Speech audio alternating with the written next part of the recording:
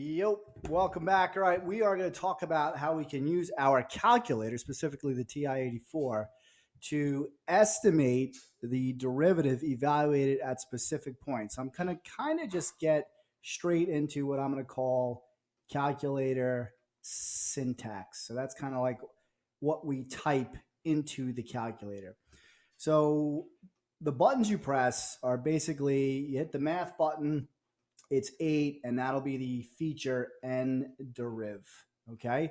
And so if you do that, it actually depends on the type of calculator you have. If you have an older calculator, it does something different than if you have a newer. So I'll actually start with the newer first because most of you probably have the newer. If you do that on the home screen, what will pop up is this D, D, and then there'll be a box. Then there'll be a parenthesis with a box and a line, and then a box equaling a box. And you can kind of see it's a little bit of command notation here with evaluation notation. So basically what you fill in these boxes is right here, this is the with respect to variable. So if we're taking the derivative with respect to x, which really when we do this in a calculator, we always will, you would put x there. Now when you put x here in the newer calculators, this x gets auto-populated. Then what you put in here is going to be the actual function, which you can type it in the long way, or you can actually store it in y1 and put y1 there. So what I'm going to put here is I'm just going to write f of x. You don't actually put f of x. You put whatever the function is in here, or you put y1. But for the purposes of this, I'll put that in. And then here is the point that you're evaluating it at, which in general I'll just say is little a. All right, and this is how you can use your calculator to give you the derivative at a specific point. So this is kind of like analogous to, maybe I'll do like an arrow here. Like if I had f prime of a, or maybe if I had dy dx evaluated at x equals a. So this is what you're doing, right, in your calc if you write this down. Now, a couple of things. This notation on the side here, especially if I was to put y1 in there, you never show calculator syntax on an exam. You're not going to get any credit for it. This is the stuff you show. This is the stuff that you do in your calculator. Now, like I said, the older calculators have a little bit of a different twist. So if you have an older calculator, all right, and what pops up when you hit n deriv is literally n deriv. And what you have to do is first you put in the function that you're taking the derivative of. So again, you're either going to type it out with x's like x squared plus 5, or you can put it in y1 and put y1 here. I'll show you that when we start doing problems in a second. All right, I'm just going to put now, for the sake of this, just f of x. Then it's comma x. This is always the with respect to variable. So for putting our function in terms of x, and I want the derivative with respect to x, I put an x here. And then it's comma, and then the value that you want to evaluate the derivative at. All right, so I'll just say in general a. And then I can close it. And that is also analogous to what you see up here. So on the left side, you have calculator syntax, and on the right side, you have the actual notation. This would be the stuff that you put on your paper. All right, so this is the work that you show on your paper. There's actually an optional argument that you can put into n deriv, but when we get more into how n deriv in your calc actually works, I'll discuss that. All right, so let's just get right to it. Let's just start doing problems. All right, so let's take a look at this first problem here. So it says use the TI-84 plus calculator to, and it just says find f prime of -5 if f of x is equal to this function. Right, so if I was to do this by hand right now using the definition, this would be kind of annoying, right? Because think about it. You'd have the limit of f of x plus h minus f of x over h as h goes to 0. When you go to do f of x plus h, think about that. You're going to have x plus h raised to the 7th power. And then you're going to have an x plus h raised to the 5th power. So you have to multiply that out and simplify it. My God, that would be something that I would not want to do. So lucky for you, this is a calc question. Like if it was on the AP exam, it was a calc question. If you're asked to find the derivative at a point and it's a calculator part of the test, then you do it in your calculator. All right, so literally, you don't really show a whole heck of a lot of work here. I'll show you that in a second. So how do I do it in my calculator? Well, let's get to it. So I'll pull up my calculator. I put a bunch of functions in here, y1, y2, y3. I did that because I didn't want to waste time in the video typing it in. So you can see in y1 right now, I have the function 2x to the 7th minus 4x to the 5th plus 5. So what I'm going to do now is I'm going to go to the home screen. I'm going to do what I said before, math, 8, right? And see this, I have a newer version, so you see that pops up. I want the derivative with respect to x. And since I stored the function in y1, I can type y1, but I'm going to show it to you two ways. So the first option you can do is you can actually type in the actual function here. So 2x raised to the 7th, got to make sure I hit these keys right, minus 4x raised to the 5th, hit the little arrow, plus 5. So I typed in the function, and now I want to evaluate that at -5. And so I hit enter, and I get that. All right. Before we discuss what this is, let me do it the other way I was going to tell you, which is if I go math 8, right? Now I'm going to go with respect to x, and then I'm going to go vars, y vars, function y1. Reason why I can do this, because in y1, I'll hit y equals and show you. In y1, I have it right there. So why bother typing all of that stuff out again? All right. So that's how I personally would do it. And then put -5 in, and you're going to see I'm going to get the same answer. So now when it goes to showing work over here, all right, go with black pen, literally all you do is f prime of -5, derivative evaluated at -5 is, you write the answer, all right? So 206,250.0428. So that means if I was to graph this function and go to x equals -5, the slope would be up 206,000 and some change and over 1. And that's what it is. That's exactly what you're finding. All right. Notice I did not show any of this on my work because you don't have to. If it's a calculator question, then you are literally just busting out the notation and doing all the legwork in your calculator. All right, so let's go to y equals here. So we got y2 now. I put ln of x. I could have erased this and put it in y1. I just put it in a different one. So in y2, I have ln of x, which is good because it says given this function ln of x, find f prime of 5. So find the derivative evaluated at 5. So I'm going to have my calculator do that work for me. So I get out of here. All right, here we go. Math 8, third time you're seeing it.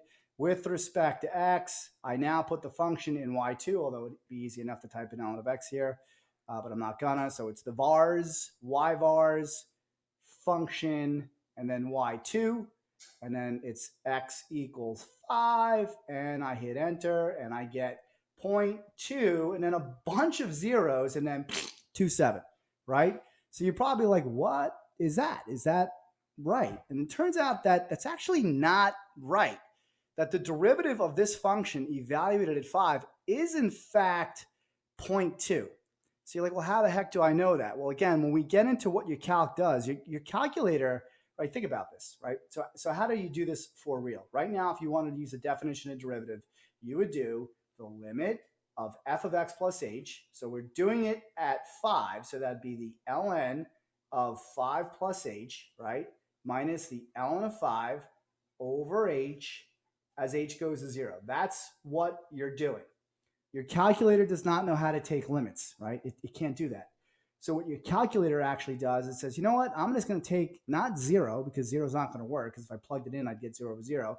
But rather than 0, I'm going to take a really, really small value, like 0.001, and I'm just going to plug that in for h and then evaluate this difference quotient. So in other words, use the slope of the secant line for a small interval to approximate the slope of the tangent line. That's actually what your calculator is doing. The interval is small enough that, 9 out of 10 times, the answer you get is going to be 100% accurate. But here you can see these last 3 decimals, man, if they look a little fishy, they probably are fishy. All right, so the answer here is going to be 0.2. All right, so what do I want to do now? Well, now I want to do f prime of 2. All right, so watch this. You can do second enter, and it pops all of that stuff back up so I don't have to retype it. And then just change the 5 to a 2.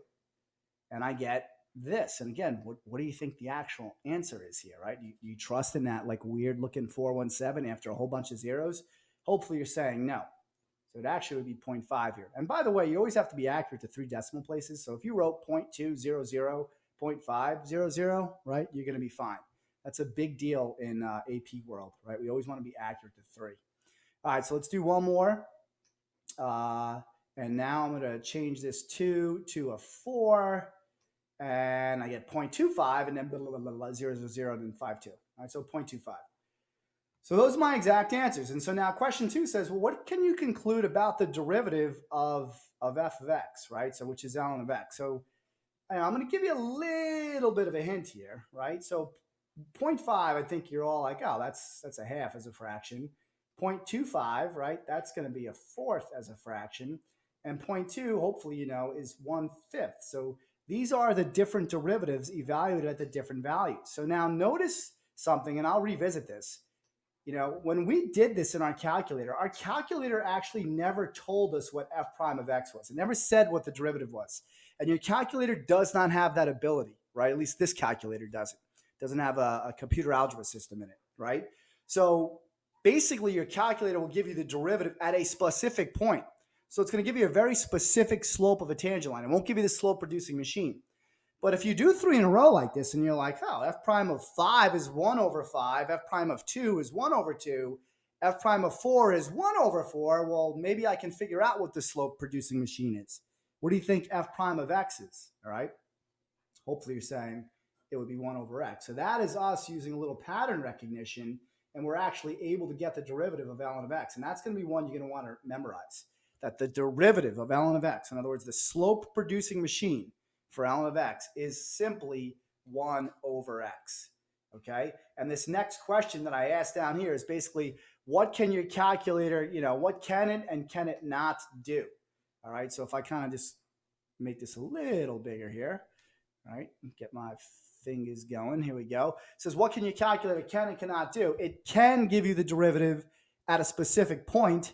It cannot give you the slope producing machine. And now when it says, what is your calculator actually doing, right? So in other words, your calc is actually, for this part, it's actually estimating, right, the definition of derivative. It's actually estimating the limit of f of x plus h minus f of x over h as h goes to 0 by plugging in a small value of h. So it's estimating this by using, and I believe it's h equals 0.001. And the other thing is it's actually not using this definition. It's using a similar equivalent definition called the symmetric definition. But again, I'm going to save that for another lesson. For now, we just have to know that it uses some definition of a derivative, and it just estimates it by plugging a small value in for h, which means I can't trust some of those weird decimals at the end if they look fishy.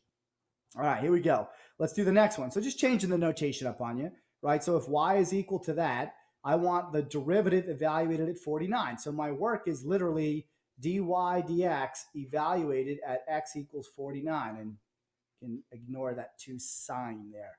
All right, 2 sin really is what it said. All right, so how do I do that? Well, let's go back to our calculator. All right, and I got y in y3. I have this function, 3 radical x plus x. So I'm going to go math 8. So math 8, and derivative with respect to x. I said I put it in y3, so vars, y vars, function y3, and I want to evaluate this now at x equals 49. And at the end of the day, if I do it, I'm going to get 1.21428 ... Got to go accurate to at least 3 decimals, which this will usually be accurate to 3 decimals, and then I can just do ... Again, don't lose sight of what you're finding. If I was to graph this, if I went over to x equals 49 and drew in a tangent line, its slope would be up 1.2-ish and then over 1, okay? All right, so that's that. So let's take a look at this next question. So this is kind of an interesting question because you're like, wait a minute.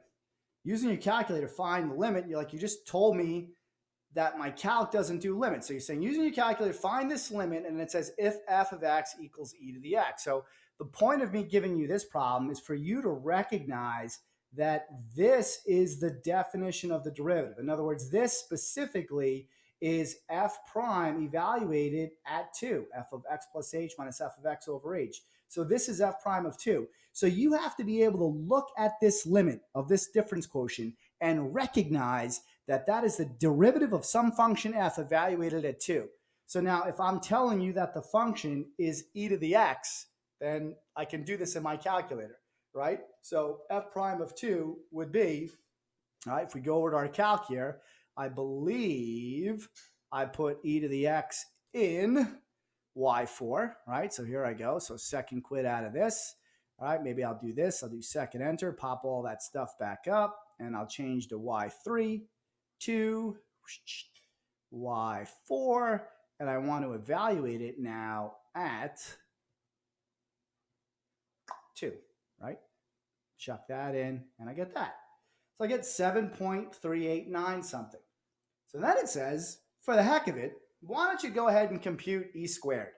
What does this suggest? My guy, well, I don't know why you want me to do that, but I'll do it. So I'll take Euler's number and I'll square it and I'll get 7.12. So it looks like the same thing, right? The trailing decimal is not identical, right? But we said this is an abbreviation or approximation, really, I should say.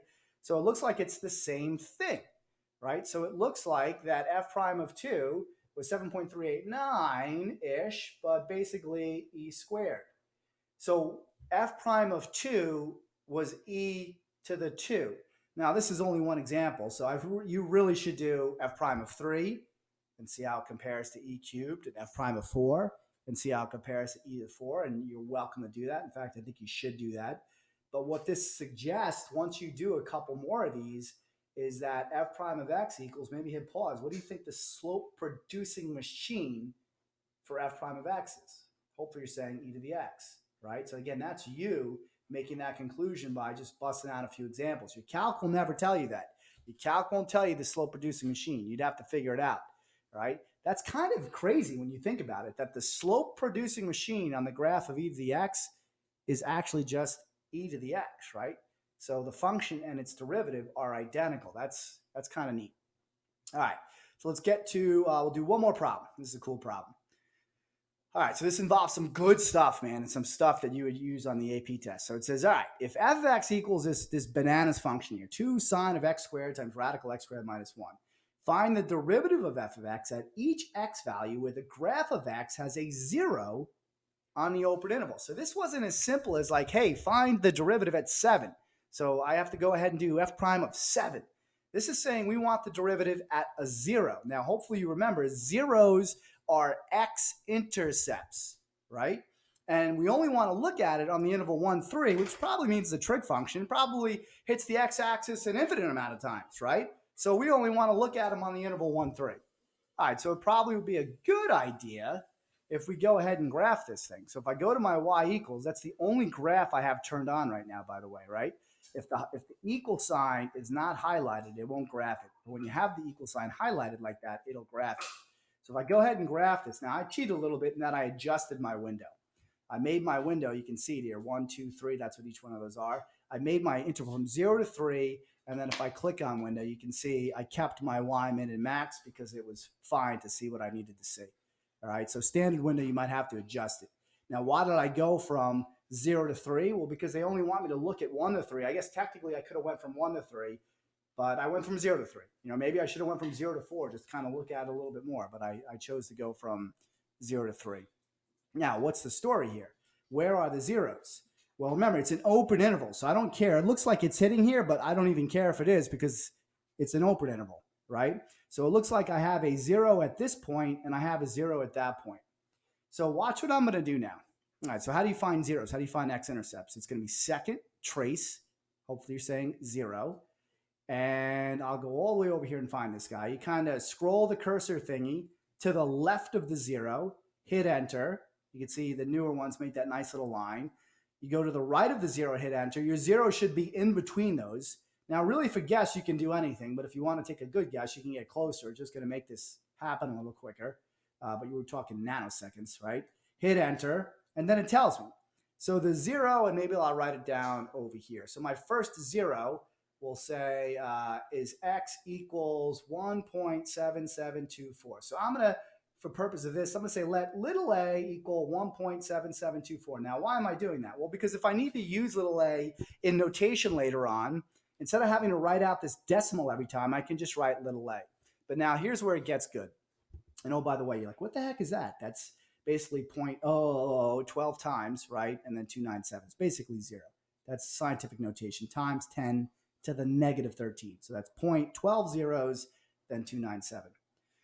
All right, so now what do I want to do with this? If I'm going to want to use my calculator and do some sort of plugging in of that number, like I'm going to have to plug it into the derivative, I'm going to want to store that value. It's going to make my life a bazillion times easier. So watch what I can do here. If I do quit out of this, if I hit X and hit enter, notice, wow, that's that value right there, right? So now watch this. Say I go back to the graph and maybe I'm just moving this thing around now, right? I'm just kind of tracing about. All right, take a look at, let's go over here. Take a look at the X value, 2.2 something, right? If I quit out of this again and hit X, now X is that. So X is this like volatile spot where it's always changing based off of the last spot you hit on the graph. So what do I want to do? Well, I'm going to go back to second trace 0 because I want that value stored, but I don't want it to be overwritten that easily. Go to the left, hit enter. Go to the right, hit enter. You can just hit enter and guess if I want. There it is. So now how do I use that value? Well, I want to move it to what I like to call a safe spot. So I'm going to say, let's take X and let's stow it, that's this key here, in A. Since I'm letting little a glued on my paper, I'm going to store this in A. It's like a nice little safe locker, new memory location, right? Hit enter. So now whenever I want A, I can just hit A. So in other words, if for some reason I need to do 2 times A, I can just go 2A, and that's twice that value. If I just want to use A, I can just go A, and it's safe. It's not going to get overwritten like the X was. So that's one value. We got to find the other one, though. So let's go second trace 0, and let me come over here. So now to the left here would be actually under it, right? Because the graph's increasing there. To the right would be over it. I can hit enter and guess. Bam, there it is. But I want to save that. So I'm going to go back to the home screen, X, and now I'm going to store it somewhere else. I don't want to store it in A because I don't want to overwrite A. So I'm going to store it in B, right? So now I can come on my paper over here and say, okay, hey, the other X was X equals, let's see here, 2.5066 ... And we're going to let little b equal that. Now, something I probably should have done is be like, what does this mean? I probably should have told people, right, that I'm basically doing 2 sine of x squared, radical x squared minus 1, basically setting that equal to 0. So this would be what I would start with, show everyone that I'm setting it equal to 0, and then just solve it in my calculator. Why? Because it's a calculator question, okay? So now I have those values. So now it says find the derivative at these points, right? And they're both in the interval 1 to 3. Literally, the only thing I do now is I write f prime of A and f prime of B. I don't have to write f prime of 1.7724 or f prime of 2.50666. I told everyone what I'm doing. And by the way, this isn't calculator syntax. I'm not drawing this arrow thingy here. I'm saying, hey, man, let A equal, right? So now let's go do it. So how do I do it? I'm going to go math 8. There it is. Derivative with respect to X. I forgot where I put it. I think I put it in Y5. Yep, it's in Y5. Let me go back here. All right, so I'm taking the derivative of Y5. So vars, y vars, function, y5, and then watch what I do. I want the derivative evaluated at A because in my calculator, A is the value I want. And then I can do second enter. All of that same stuff pops up. So I'm being super efficient. Change this to B, bablam. Now I have the 2 values. So f prime of A, negative 10.3753, ... f prime of B, 23.0460, ... So again, what's my calculator doing? It's allowing me to evaluate the derivative of a function at a specific point. This calc question just involved me doing some other stuff. Since they wanted it at zeros, I had to find the zeros first, which is pre-calculus stuff. I was efficient, and I stored those zeros in my calculator so that my calc syntax could look like this. If you were taking notes, you'd want to write this stuff down right now, all right? But again, work on your paper. You don't write this down. You write down exactly what we have here. But for note flow, I would definitely write that down or copy that or screenshot it or whatever you want to do and insert it into your notes, all right? So that's that. So that's a short little video, although I think it's longer than I wanted it to be, on how to use your calculator to evaluate derivatives at specific points. And for all intents and purposes, we can say it's giving us the exact value, but we actually know that it's giving us a very, very good approximation. All right, be good.